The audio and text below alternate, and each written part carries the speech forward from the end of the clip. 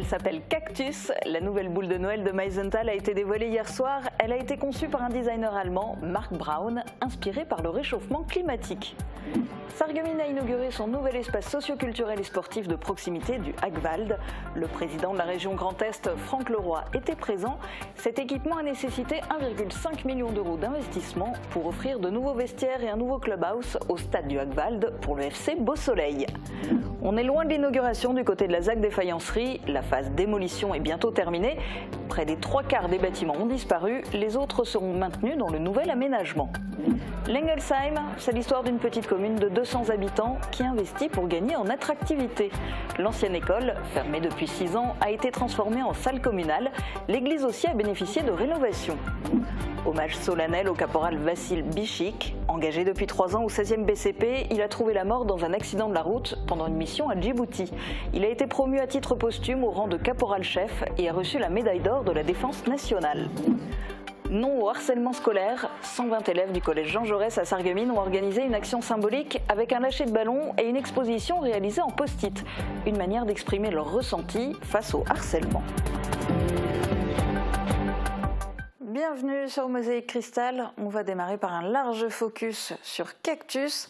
Malheureusement, David Suk, président de la CCPB, et Yann Grinenberger, directeur du CIAV, viennent de nous faire faux bond au dernier instant. J'aurais été ravie de les accueillir sur ce plateau pour parler de la nouvelle boule de Meisenthal. Près de 6 mois ont été nécessaires pour l'imaginer et la créer. Elle a été baptisée Cactus et s'inspire des fruits qui ornent certains cactus. Le CIAV a choisi un créateur allemand pour cette nouvelle édition de la boule, Marc Braun. Le designer est un habitué du CIAV puisqu'il avait déjà participé à un workshop en 2012 et qu'il y emmène ses étudiants chaque année depuis 9 ans. Reportage d'Émilie Azel et Thibaut Desmerlet. À Noël, le CIAV vous propose de décorer vos sapins avec des fruits en verre, mais pas n'importe lesquels, ceux du cactus. La nouvelle boule de Noël de Meisenthal a été dévoilée hier au CIAV. Son designer Marc Braun l'a appelé Cactus avec un K. Il a imaginé un monde dans le futur où nous fêterons Noël dans un climat tropical à cause du changement climatique. Les cactus viendraient donc remplacer nos sapins de Noël. Pour l'idée de base, le designer est allé voir dans le passé. Autrefois, on accrochait des pommes au sapin de Noël, des pommes en verre. Et j'ai pensé, il faut peut-être être flexible, parce qu'il fait de plus en plus chaud. Et le cactus est très fort et résiste bien à la chaleur. Et la figue de Barbarie est très belle. Elle pique aussi un peu. Et ça va très bien avec Noël.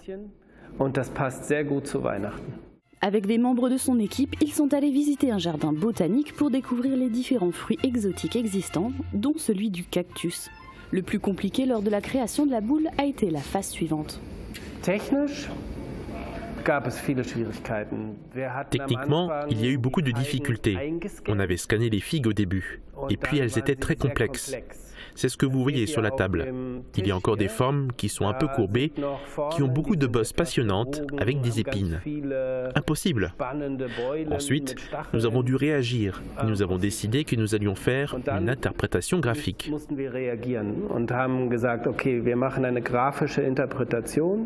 Le designer allemand se destinait au départ à la menuiserie. Après avoir suivi des formations en design dans plusieurs écoles allemandes, il crée sa propre agence en design en 2006 à Berlin. Depuis 2015, il enseigne dans une école de design à Saarbrück. À travers cette boule de Noël de Meisenthal, il souhaite faire passer plusieurs messages. 3 messages. L'optimisme, la beauté et la résilience. Nous devrions essayer de résoudre tous les problèmes avec souplesse et force. Il est peut-être un peu ironique de dire que Noël au balcon, ça se résume à ça. C'est aussi censé donner un petit coup de pouce à la réflexion. À Noël, les gens ont du temps. Pour cette nouvelle série de boules, il y aura 7 coloris différents. Il faudra compter 26 € pour une boule normale et 29 € pour une boule rouge. Marc Braun ne s'était pas porté candidat, il a été choisi par le CIAV. Je ne voulais pas m'imposer et j'ai pensé que si le CIAV le voulait, il pourrait me demander. On m'a demandé et ça m'a fait plaisir. ich wurde gefragt und habe mich sehr gefreut. Je crois que le CIAV regarde déjà très attentivement avec quel designer ils souhaitent collaborer, qu'ils m'ont observé et ont pensé, là, il y a du potentiel pour le CIAV.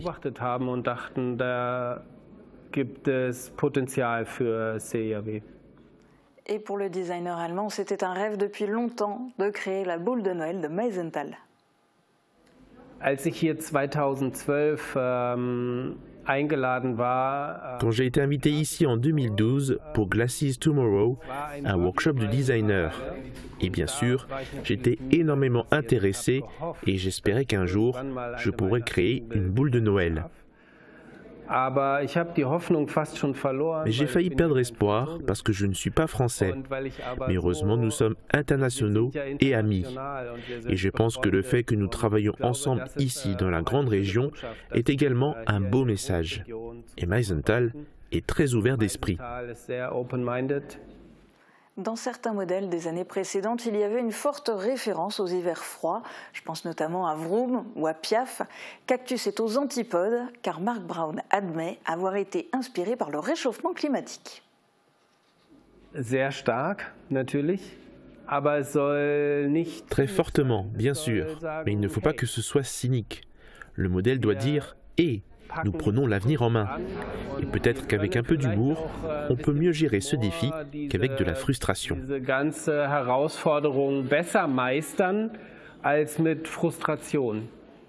Et hier soir, Cactus a été dévoilé au public. C'est une tradition, une grande cérémonie de présentation de la boule de Meisenthal est organisée chaque année.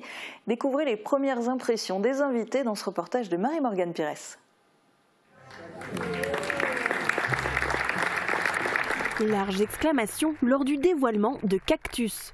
Le 35e modèle de la boule de Noël de Meisenthal a été présenté officiellement hier soir face aux élus et invités de la région. Le designer Mark Brown a détaillé la genèse du projet et l'histoire derrière cette nouvelle création. Pour cette chance de travail avec CIAV ici à Meisenthal. C'est surprenant, c'est vrai, mais c'est un joli signe de l'attention que nous devons porter au changement climatique avec ce clin d'œil, se dire pourquoi dans quelques décennies, peut-être, nous fêterons Noël sous le grand soleil. Je crois que c'est important qu'il y ait ce message qui soit donné et elle fera partie des boules de référence. Et donc pour moi je la trouve très belle, je crois que c'est important. Le sens profond qui nous interroge sur l'évolution du climat, sur le lien qu'on a avec la tradition. Sublime au travers du geste, sublime au travers de la réflexion, sublime au travers de ce qu'elle nous inspire. Évidemment, ces conséquences de l'humanité, quand on parle des règlements climatiques, cette capacité qu'a l'humanité de nous faire rêver au travers d'une production tout à fait exceptionnelle. Je trouve que la boule est très réussie, alors il faut la voir décliner dans toutes les différentes couleurs qu'il va y avoir.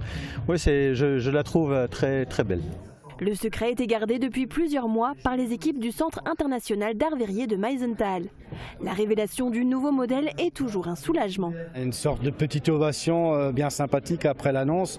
Donc on sentait déjà que Cactus va vivre une belle saison et pourvu qu'on puisse continuer à faire perdurer cette tradition qui rend heureux les petits et les grands. Dès 20 h, la boutique a ouvert ses portes et une longue file d'attente s'est formée. Parmi les premiers clients, des habitants du territoire qui veulent avoir la primeur du choix de couleurs, mais aussi des élus au rendez-vous pour découvrir la nouvelle boule. C'est toujours un plaisir de venir et puis voilà, de découvrir cette boule avec autant d'effervescence à chaque fois. C'est déjà Noël avant l'heure. Je la trouve très sympa, je trouve qu'elle est assez originale. Et les choix des couleurs sont très belles aussi, elles me plaisent bien. L'an passé, la boule Stella s'était vendue à plus de 80 000 exemplaires. Cactus rencontrera-t-elle le même avenir ? Plusieurs nouveautés ont été mises en place cette année pour améliorer l'accueil des visiteurs et des acheteurs de la boule. En premier lieu, le pavillon, un bâtiment préfabriqué de 110 mètres carrés qui restera en place jusqu'en janvier 2025. Il permettra de prendre ses billets pour les visites. Et surtout, un système de file d'attente virtuelle pour acheter la boule de Noël a été mis en place pour éviter les files interminables à l'extérieur de la boutique. Pour patienter, le public pourra suivre le parcours de visite ouvert dès midi ou manger un plat du jour au bar de la Halle Verrière. On se penche sur le reste de l'actu du secteur dans un instant, juste après les prévisions de Météo France pour demain. Protégez et mettez en lumière votre maison avec toutes les nuances de crépi proposées par Modèle Habitat.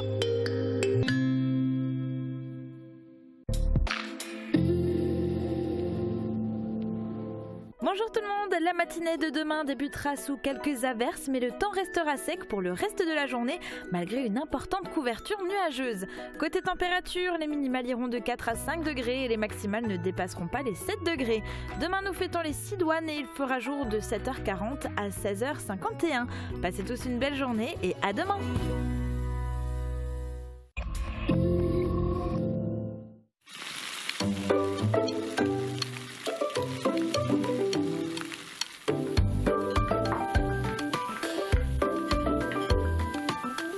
Retrouvez le goût des plats traditionnels qui réchauffent le cœur à l'Auberge du Moulin des Juilaires.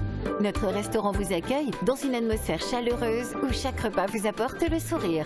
L'Auberge du Moulin des Juilaires, un retour aux saveurs authentiques, tout en douceur. J'ai toujours peur d'abîmer mes appareils auditifs lorsque je fais mon jogging ou quand je fais mon jardin. N'ayez crainte, notre nouvelle gamme de produits auditifs tout-terrain a été conçue pour résister aux chocs, aux rayures et à l'eau. Vous pourrez donc pratiquer vos loisirs et vos activités tout en portant vos aides auditives.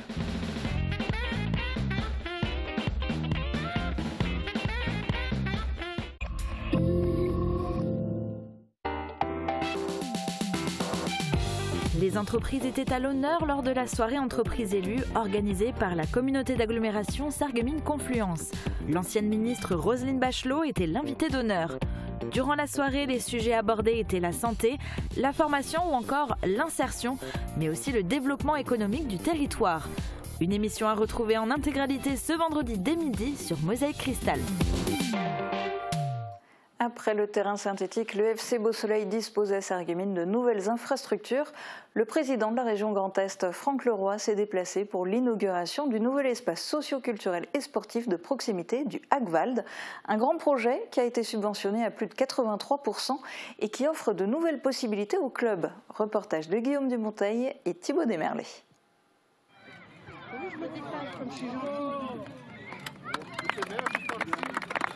Le FC Beau-Soleil va pouvoir élargir ses actions. À côté du stade du Hagwald, un tout nouvel espace a été inauguré, l'espace socio-culturel et sportif de proximité du Hagwald. 600 mètres carrés qui comprennent 4 vestiaires avec ses sanitaires et un nouveau clubhouse. 2 ans de travaux, 1,5 million d'euros d'investissement et plus de 83% de subventions, dont la région Grand Est. C'est un quartier très attachant, où il y a plein de jeunesse et un quartier qui méritait un équipement sportif et un équipement socio-sportif à la hauteur, qui est parfaitement complémentaire du terrain synthétique et qui va permettre d'accueillir les jeunes dans les meilleures conditions. Et tout ça, c'est important pour notre jeunesse qui a besoin de ces éléments-là, à la fois pour se dépenser au bon sens du terme, sur le plan physique, mais aussi parce qu'on apprend la vie à travers le sport et les valeurs du sport. L'Europe, l'État, la CASC et la Fédération française de football font aussi partie des financeurs, en plus de la ville de Sarreguemines. Ces nouveaux locaux pourront profiter aux 220 licenciés du FC Beau-Soleil, mais aussi à d'autres associations du quartier. Pour nous, c'est vraiment un gros plus par rapport aux équipes qu'on a ici au club. Donc c'est vraiment le fait d'avoir 4 vestiaires, le fait d'avoir un bel outil, un beau clubhouse, ça nous permet vraiment pour la suite de pouvoir fonctionner, on va dire, de très très bonnes conditions. Il y a un club de foot particulièrement actif, par lequel passe toute une éducation sportive tout d'abord, mais toute une éducation au vivre ensemble.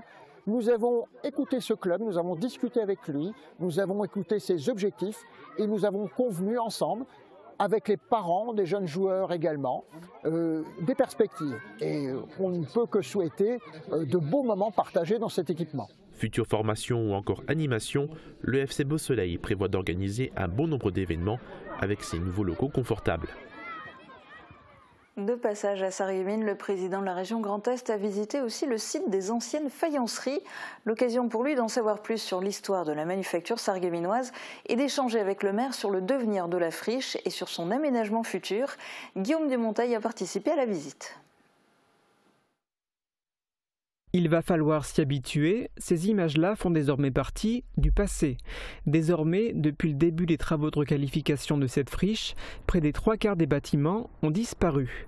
L'impression visuelle est forte, elle se confirme également dans les chiffres. Il y avait à peu près 20-25 000 m² de bardage et de toiture amiantée, donc des amiantages qui ont été déposés.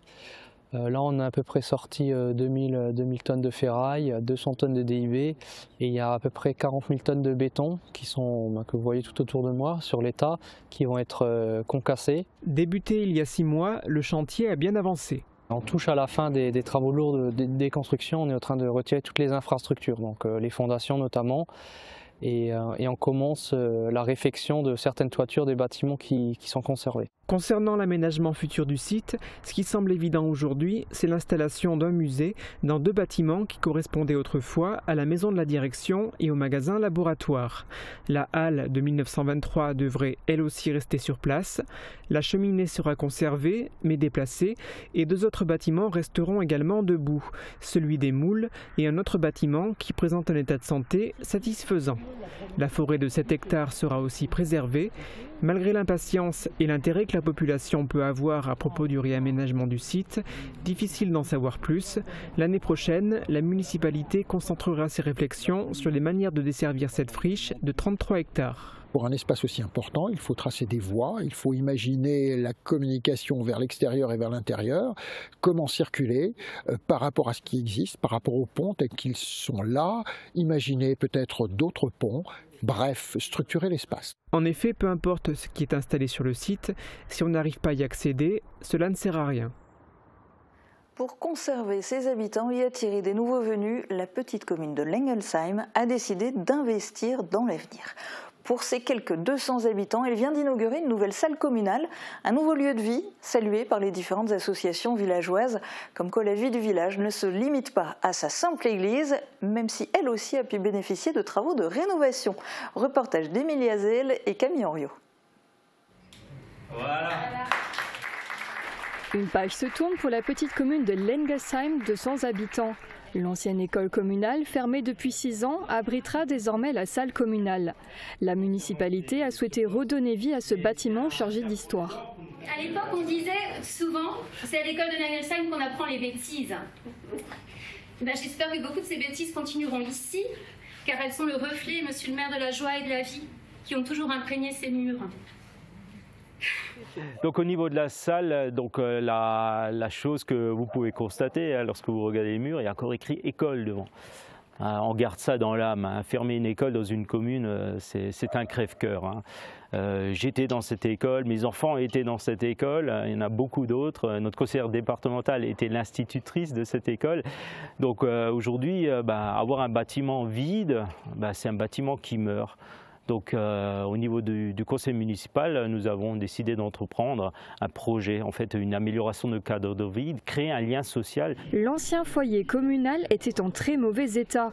Alors la municipalité a préféré réinvestir dans le bâtiment de l'ancienne école.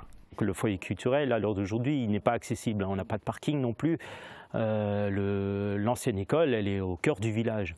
Donc en l'an 2000, lorsqu'il y a eu le regroupement des 3 écoles, il y a déjà eu les premières mises aux normes d'accessibilité qui ont été établies.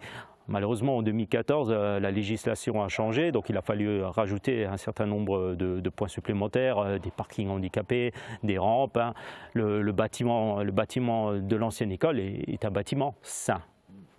Et accessible pour ma part. La commission de sécurité l'a validé sans aucun problème. Élus et habitants ont célébré l'ouverture de ce nouveau lieu de convivialité avec l'inauguration du nouveau bar pour la vente de boissons. Il pourra être utilisé lors de manifestations proposées par les associations communales. Le projet a coûté près de 36 800 €, dont 33 000 € pris en charge par la commune et environ 2 800 € de subventions de la région. Et ce n'est pas le seul chantier porté dernièrement par la commune. Des rénovations ont également eu lieu au sein même de l'église. Il y avait le premier projet qui s'élevait à 7 500 € pour le remplacement en fait, du joug défectueux. Donc c'est une poutre que vous avez sur la longueur qui soutient la cloche. Et donc il y avait également un moteur qui était usé, qu'il fallait remplacer. Donc c'est pour cela qu'aujourd'hui que vous entendez les cloches nouveau battre. Hein. Donc fut un temps où l'Angélus ne pouvait plus sonner. Hein. Donc il y avait un risque que la poutre elle cède. Et donc voilà, bon, aujourd'hui on remercie bien évidemment le conseil départemental qui était à nos côtés à hauteur de 48,72% pour financer une partie. Hein. Lors des travaux de rénovation, la commune a constaté que l'horlogerie avait également des problèmes. Coût des travaux estimé près de 9 000 €. Heureusement, le président du conseil de fabrique est intervenu bénévolement pour sa réparation. Un hommage solennel a été rendu au caporal Vassil Bichik. En courte mission à Djibouti, il a été mortellement blessé dans un accident de la route. Il s'était engagé dans le 16e bataillon il y a 3 ans. Thibaut Desmerlet a assisté à la cérémonie qui s'est déroulée sur la place d'armes du quartier de Riant en présence de sa famille et du chef d'état-major de l'armée de terre, Pierre Schill.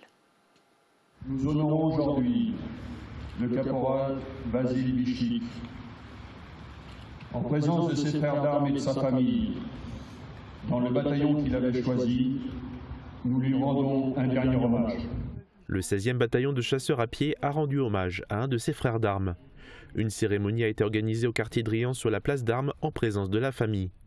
Le caporal Vassil Bichik a été mortellement blessé dans un accident de la route lors d'une mission à Djibouti. Il est décédé le 30 octobre à l'âge de 26 ans. C'est important de soutenir la famille évidemment dans cette épreuve, sa famille qui était présente avec nous ce matin à l'occasion de cet hommage. Il est important pour nous de lui rendre hommage parce que c'est un frère d'armes et c'est aussi la meilleure des façons qu'il soit, je pense, de pouvoir traverser cette épreuve. Vassil Bichik a été promu à titre posthume au rang de caporal-chef et a reçu la médaille d'or de la Défense nationale. Il s'est engagé il y a 3 ans au sein du bataillon. Il a effectué 3 missions durant ses années de service, une en Nouvelle-Calédonie au sein du régiment d'infanterie de marine parachutiste, la deuxième en qualité de pilote d'engin blindé dans l'opération Aigle en Roumanie et celle à Djibouti au sein du 5e régiment interarmes d'outre-mer. C'était un bel exemple de soldat. C'était un garçon particulièrement professionnel dans l'exercice de son métier au quotidien. C'était aussi un très bon camarade. Il a attiré la sympathie de ses camarades, de ses frères d'armes. Et c'était quelqu'un qui était très enthousiaste dans le métier qu'il avait choisi. Une cérémonie d'inhumation aura lieu demain dans l'Orne avec un détachement du bataillon. Parlons maintenant d'un fléau qui touche toutes les cours de récréation, le harcèlement scolaire. Une journée nationale de sensibilisation à ce phénomène a eu lieu jeudi dernier dans tous les établissements. À cette occasion, au collège Jean Jaurès de Sarreguemines, les élèves ont procédé à un lâcher de ballon et ils ont créé une exposition avec des post-it. Retour sur cette opération symbolique avec Tristan Ricli. Un lâcher de ballon pour libérer la parole. C'est l'action symbolique qui a été menée jeudi dernier par les 120 élèves de 6e de ce collège de Sarreguemines. Sur chaque ballon, un message écrit sur un post-it. Les collégiens y expriment leur ressenti face au harcèlement. Tu penses que c'est utile ? Bah oui, parce que les harceleurs ils vont peut-être se remettre en question si c'est bien ou pas de faire ça, s'il faut le faire ou pas. Et puis peut-être les personnes qui se font harceler vont aller voir une personne pour dire qu'il se fait harceler. Violence physique, moquerie, injures, détournement de photos, les formes de harcèlement sont nombreuses. Ces gestes, lorsqu'ils sont répétés, peuvent avoir des conséquences graves allant de l'isolement jusqu'au suicide. Pour lutter contre ce fléau, les élèves, qu'ils soient victimes ou témoins, sont encouragés à se confier aux enseignants et aux encadrants. Il faut d'abord avoir confiance en soi, aider les autres quand ils ont besoin d'aide et ceux qui sont méchants, ne les mettez pas dans votre tête, enlevez-les de votre tête. Depuis le début de l'année, 2 cas de harcèlement ont été signalés au collège Jean Jaurès. La direction a donc décidé de prendre le problème à bras-le-corps. Dès 2025, une formation de sensibilisation d'une dizaine d'heures sera dispensée aux élèves volontaires. On va sensibiliser les élèves à ce qu'est le harcèlement et à ce que ce n'est pas le harcèlement. On va sensibiliser les élèves aux réponses possibles que l'on peut avoir et au soutien qu'ils peuvent apporter directement aux élèves. Et on va aussi surtout sensibiliser les élèves au fait que parler, ce n'est pas dénoncer, c'est simplement aider un de leurs camarades qui est dans une situation de souffrance. Selon le ministère de l'Éducation nationale, en France, 6% des élèves sont victimes de harcèlement scolaire.